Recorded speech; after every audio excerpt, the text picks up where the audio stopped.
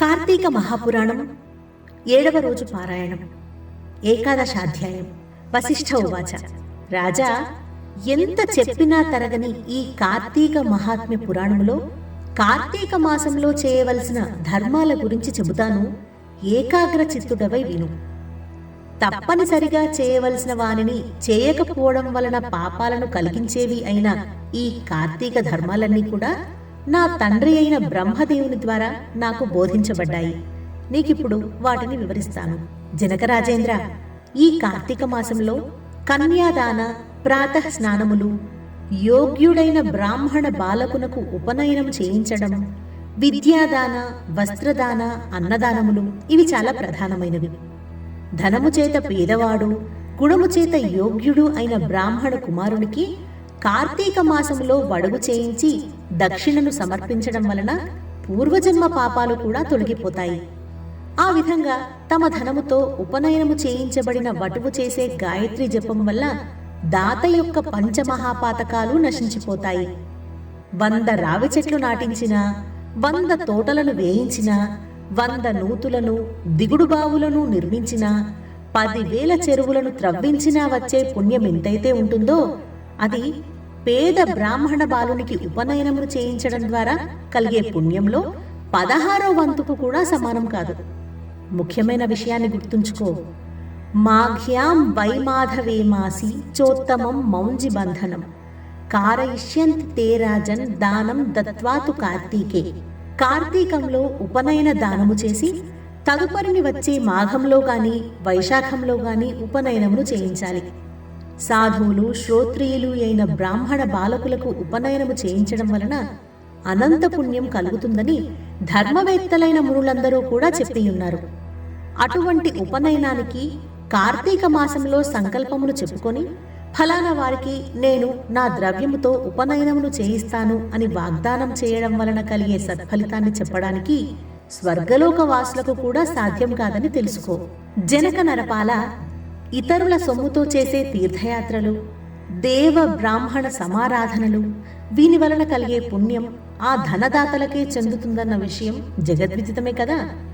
కార్తీకములో తమ ధనముతో ఒక బ్రాహ్మణునకు ఉపనయనంతో పాటు వివాహమును కూడా చేయించడం వలన తత్పుణ్యము మరింతగా ఇనుమడిస్తుంది. కన్యాదానం తు కార్తిక్యాం యః కుర్యాత్ భక్తితోనఘ స్వయం పాపైర్వినిర్ముక్తః పితృణాం బ్రహ్మణ పదం. కార్తీకంలో కన్యాదానం ఆచరించినవాడు స్వయముగా వాడు తరించడమే గాక వాని పితరులందరికీ కూడా బ్రహ్మలోక ప్రాప్తిని కలిగించిన వాడవుతాడు. ఇందుకు నిదర్శనంగా ఒక ఇతిహాసమును చెబుతాను, విను. సువీరోపాఖ్యానం. ద్వాపర యుగంలో వంగదేశాన దుర్మార్గుడైన సువీరుడు అనే రాజు ఉండేవాడు.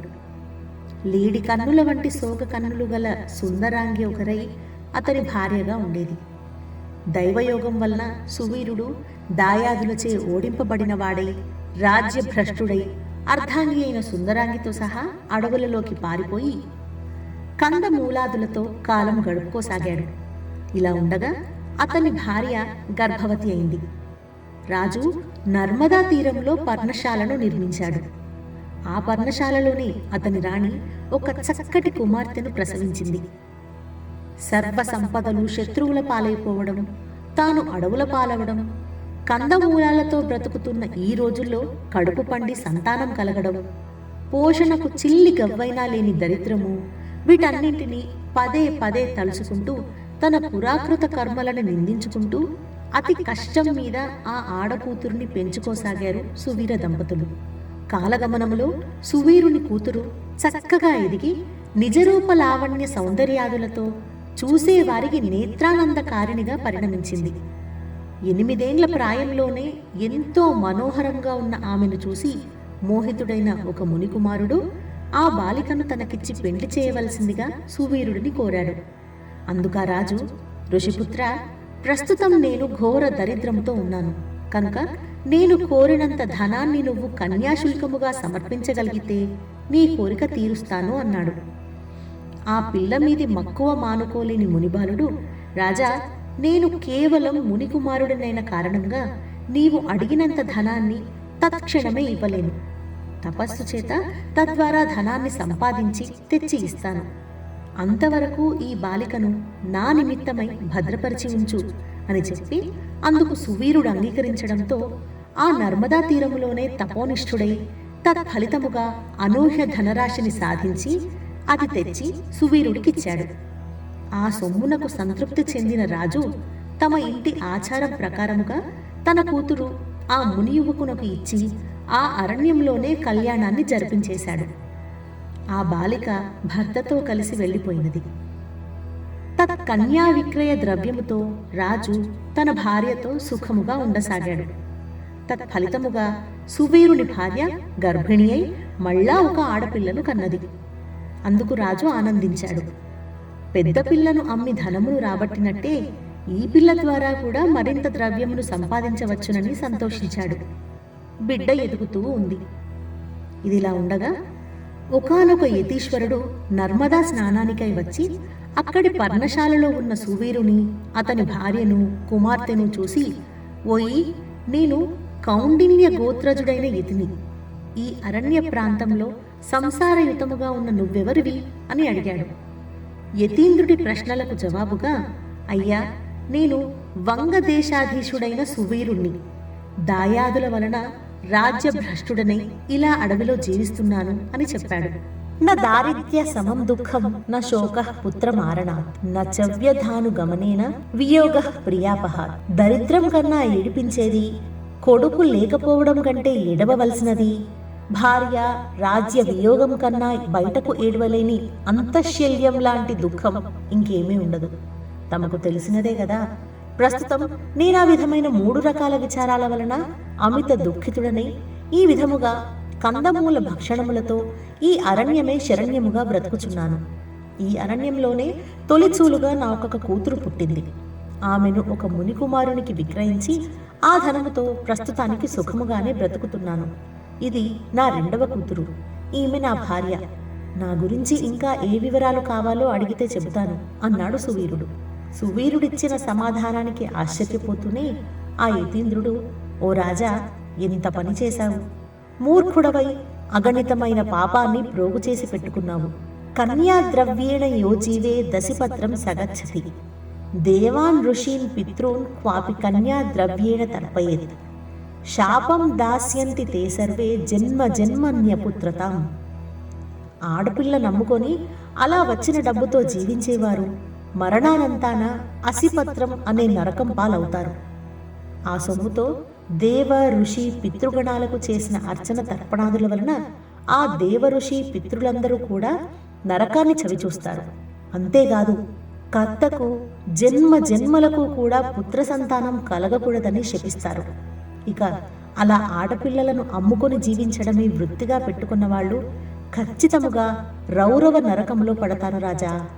సర్వేషామేవ పాపానాం ప్రాయశ్చిత్తం విదుర్బుధః కన్యా విక్రయశీలస్య ప్రాయశ్చిత్తం నచోదితం.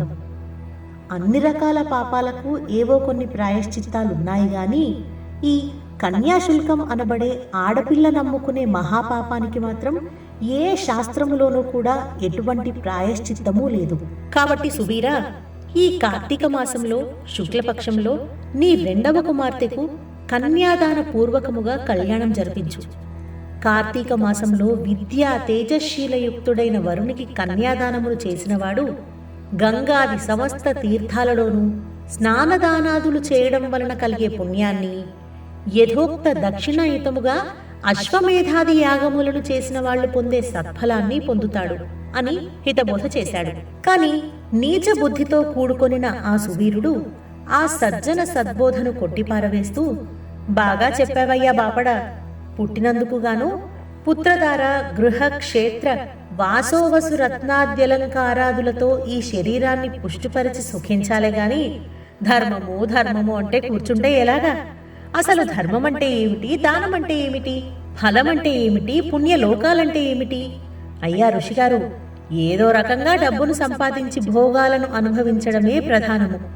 పెద్ద పిల్ల విషయంలో కంటే అధికముగా ధనమిచ్చేవానికే నా చిన్నపిల్లని కూడా ఇచ్చి పెండ్లి చేసి నేను కోరుకునే సుఖభోగాలన్నీ అనుభవిస్తాను.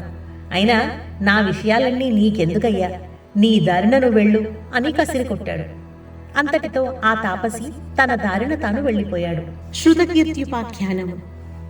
ఈ సువీరుని పూర్వీకులలో శృతకీర్తి అనే రాజుకడున్నాడు.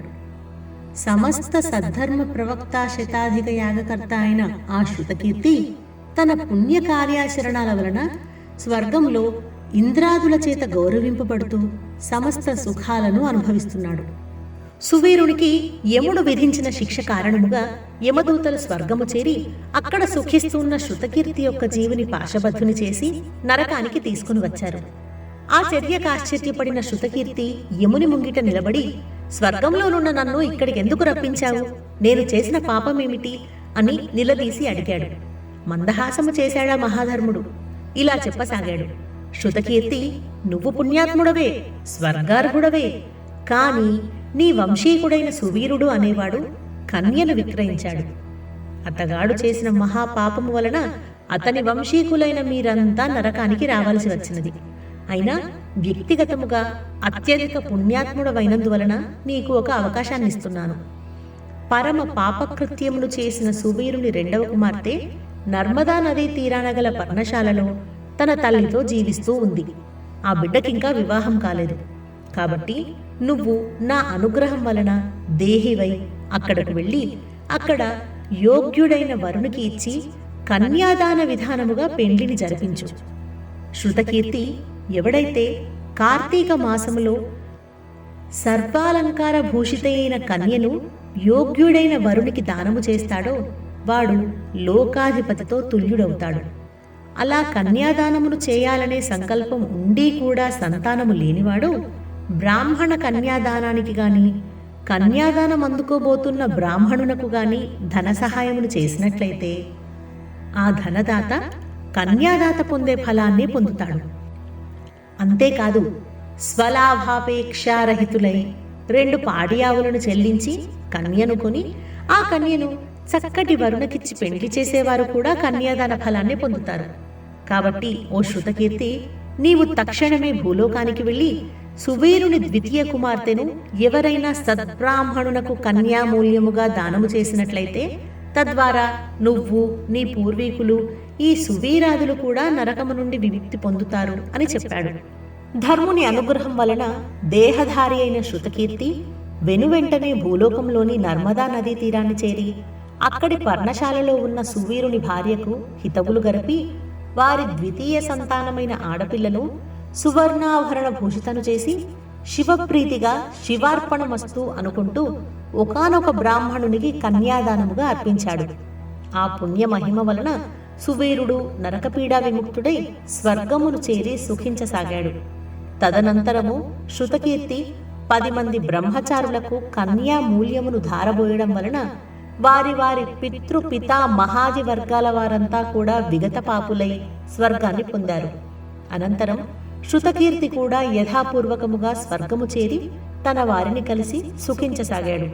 కాబట్టి జనక మహారాజా, కార్తీక మాసములో కన్యాదానమును చేసేవాడు సర్వ పాపాలను నశింపజేసుకుంటాడనడంలో ఏమాత్రం సందేహం లేదయ్యా.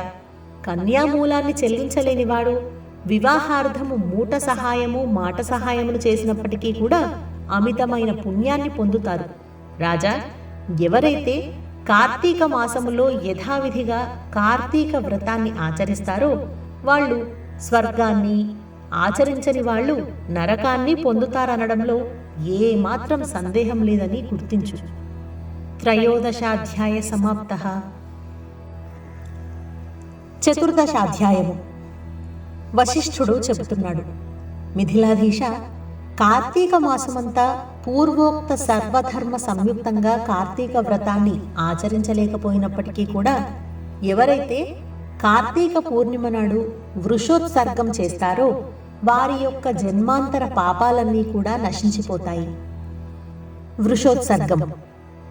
జనక మహీపాల, ఆవు యొక్క కోడెదూడను అచ్చుబోసి ఆబోతుగా స్వేచ్ఛగా వదలడాన్ని వృషోత్సర్గము అంటారు.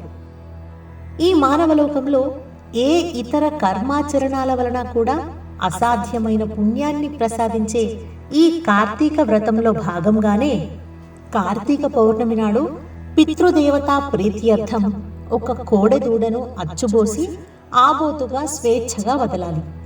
అలా చేయడం వలన గయా క్షేత్రంలో పితరులకు 1,000,000 సార్లు శ్రాద్ధాన్ని నిర్వహించిన పుణ్యం కలుగుతుంది.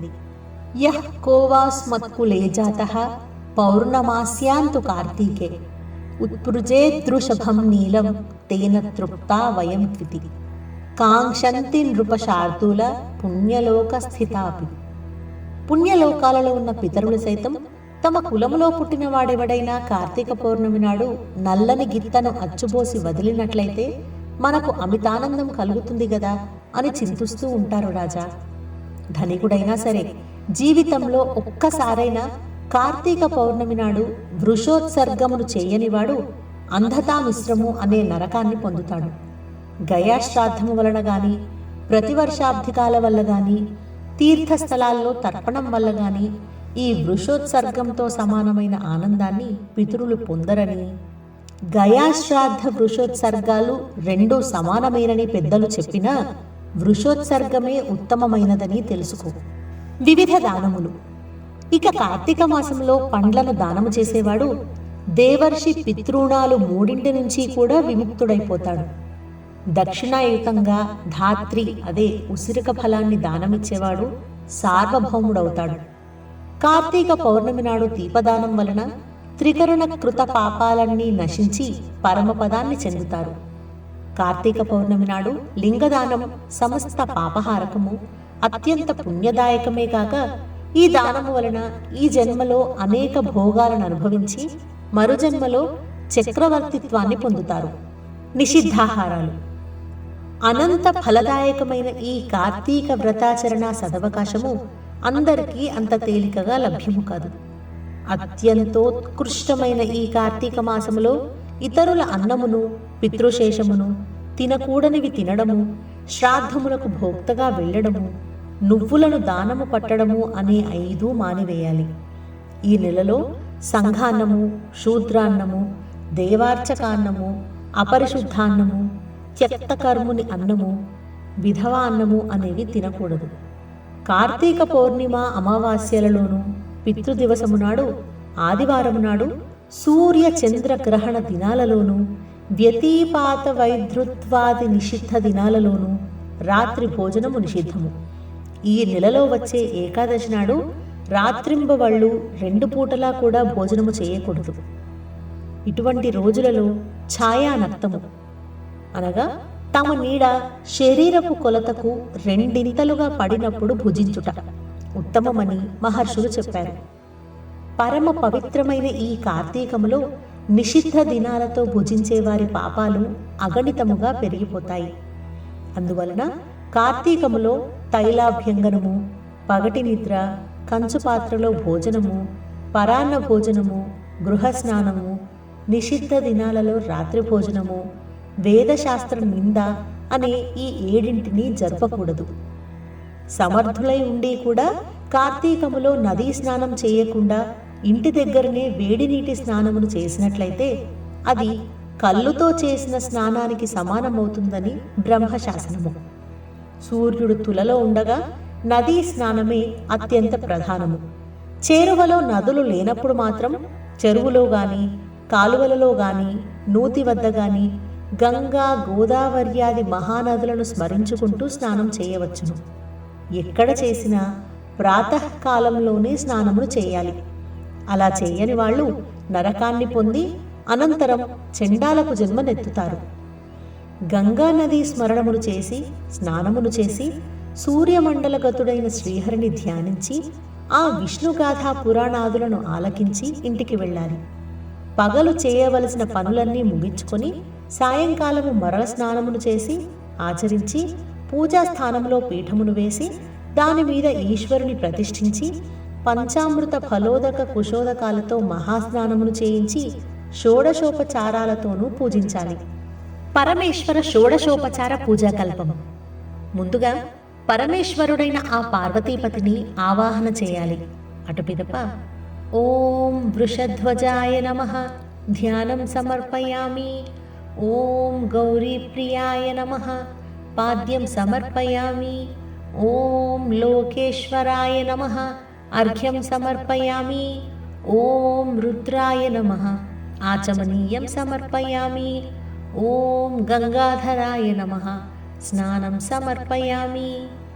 ఆపోహిష్ఠామయో భువః తాన ఊర్జే దధాతన మహేరణాయ చక్షసే యో వః శివతమో రసః తస్య భాజయతే హనః ఉషతీరివ మాతరః తస్మాదరంగమామవో యస్య క్షయాజచిన్వధా ఆపో జనయథాచనః అను మంత్రము పఠించుచు నీటితో అభిషేకించవచ్చును. ఓం ఆశాంబరాయ నమః వస్త్రం సమర్పయామి. ఓం జగన్నాథాయ నమః ఉపవీతం సమర్పయామి. ఓం కపాలధారిణే నమః గంధం సమర్పయామి. ఓం ఈశ్వరాయ నమః అక్షతాన్ సమర్పయామి. ఓం పూర్ణగుణాత్మనే నమః పుష్పం సమర్పయామి. ఓం ధూమ్రాక్షాయ నమః ధూపమాఘ్రాపయామి. ఓం తేజోరూపాయ నమః దీపం సమర్పయామి. ఓం లోకరక్షాయ నమః నైవేద్యం సమర్పయామి. ఓం భూర్భువస్వః తత్సవితుర్వరేణ్యం భర్గో దేవస్య ధీమహి ధియో యో నః ప్రచోదయాత్ అనుకుంటూ ఒక పువ్వుతో నివేదించు పదార్థముల చుట్టూ నీటిని ప్రోక్షించి ఓం ప్రాణాయ స్వాహ, ఓం అపానాయ స్వాహ, ఓం వ్యానాయ స్వాహ, ఓం ఉదనాయ స్వాహ, ఓం సమానాయ స్వాహ అనినప్పుడల్లా ప్రభువునకు నివేదనమును చూపి ఫలానా పదార్థమును నివేదించాము అనుకుని అమృతమస్తు అమృతోపస్తరణమసిరుతం నత్యేన పరిశించామి ఉత్తరాపోసనం సమర్పయామి అనుకుని పదార్థాల కుడి ప్రక్కన ఒక చుక్క నీరును వదలవలెను.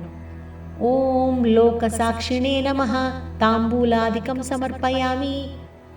ఓం భవాయ నమః ప్రదక్షిణం సమర్పయామి. ఓం కపాలినే నమః నమస్కారం సమర్పయామి అని సాష్టాంగ నమస్కారం చేయాలి. జనక మహారాజా పైన చెప్పిన విధముగా షోడశోపచారాలతో గాని లేదా నెల పొడుగునా ప్రతిరోజు సహస్రనామయుతంగా గాని శివపూజ చేసి పూజ యొక్క చివరిలో పార్వతీకాంత దేవేశ పద్మజార్చ్యాంఘ్రి పంకజ అర్ఘ్యం గృహాణ దైత్యారే దత్తం చేదముమాపతే అనే మంత్రముతో అర్ఘ్యంనివ్వాలి. అనంతరం యథాశక్తి దీపములను సమర్పించి శక్తి వంచన లేకుండా బ్రాహ్మణులకు దానమివ్వాలి. ఈ ప్రకారంగా కార్తీకం నెల్లాళ్ళు కూడా బ్రాహ్మణ సమేతంగా నక్తవ్రతాన్ని ఆచరించేవాడు 100 వాజపేయాలు 1000 సోమాశ్వమేధాలు చేసిన ఫలాన్ని పొందుతాడు. కార్తీకమంతా ఈ మాస నక్త వ్రతాచరణ వల్ల పుణ్యాధిక్యత పాపనాశనం అవలీలగా ఏర్పడతాయనడంలో ఎటువంటి సంకోచము లేదు. కార్తీక చతుర్దశి నాడు పితృప్రీతిగా బ్రాహ్మణులకు భోజనమును పెట్టడం వల్ల వాళ్ల యొక్క పితాళ్లందరూ కూడా సంతృప్తులవుతారు. కార్తీక శుద్ధ చతుర్దశి నాడు ఔరసపుత్రుడు చేసే తిల తర్పణం వలన పితృలోకం సర్వము తృప్తి చెందుతుంది. ఈ చతుర్దశి నాడు ఉపవాసముండి శివారాధన చేసి తిలలను దానము చేసినవాడు కైలాసానికి క్షేత్రాధిపతి అవుతాడు. ఈ కార్తీక వ్రతాన్ని ఆచరించిన వాళ్ళు తప్పకుండా తమ పాపాలను పోగొట్టుకున్న వారే మోక్షగాములవుతారు. జనక మహారాజా, కార్తీక పురాణంలో ముఖ్యంగా ఈ 14వ అధ్యాయాన్ని శ్రద్ధాభక్తులతో చదివినా విన్నా కూడా వాళ్ళు సమస్త పాపాలకు ప్రాయశ్చిత్తం చేసుకోవడం ద్వారా కలిగే ఫలితాన్ని పొందుతారు. ఏవం శ్రీ స్కాంద పురాణాంతర్గత కార్తీక మాహాత్మ్యే 13 చతుర్దశాధ్యాయౌ సమాప్తం.